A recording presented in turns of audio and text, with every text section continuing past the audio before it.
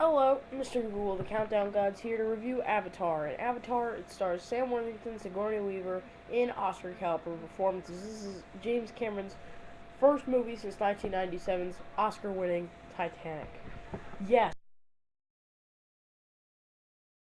this for Best Picture it does. I don't think it's great. I think it's great. I just don't think it's.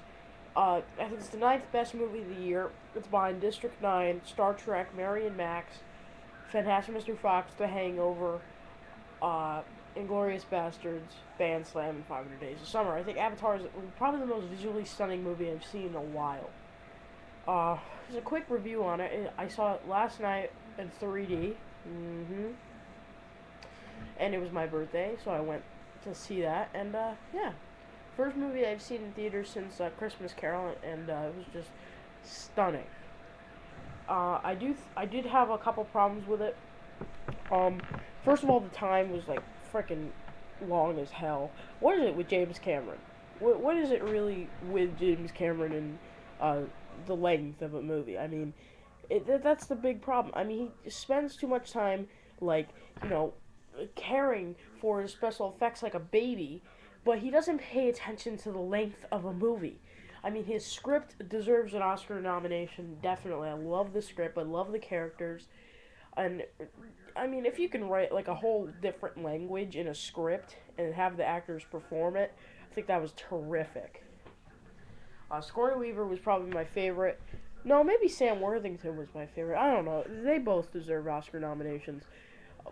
But yeah, that was one problem. Another problem is it's kind of like in one scene, you know, how he's learning like how to be like the Navi.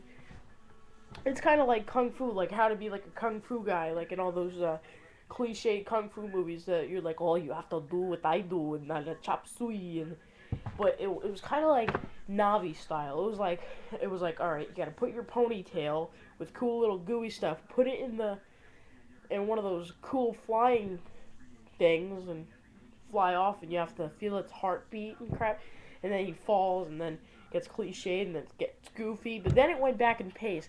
I think a couple action scenes did go way too far, and I do think there was like a couple endings for this movie. It's like, all right, is it over? And then it goes back, and it's over. No, and then it goes back. It's over. It's over.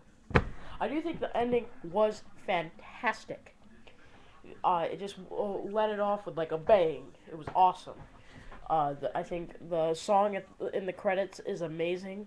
I think it's really heart pumping, kind of an Indian song. But yeah, James Cameron by far deserves Best Director, unless the Academy actually realizes that he has to edit his films. But if James Cameron doesn't win, Quentin Tarantino deserves it. Um, uh, will I be mad if Inglourious Basterds loses the Golden Globe to Avatar? No. Avatar is not a better film than Inglourious Basterds, but it's certainly a more visually great movie than Inglourious Basterds. Avatar, I give a 9 out of 10.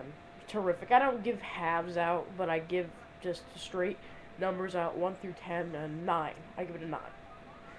Thank you. And by the way, the contest winner for my birthday video response is Least Like Critic 75, because he was the only one who gave me a video.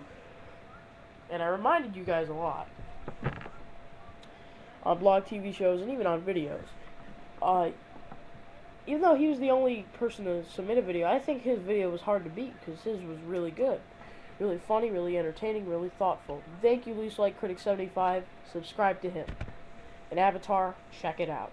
9 out of 10, ninth best movie of the year.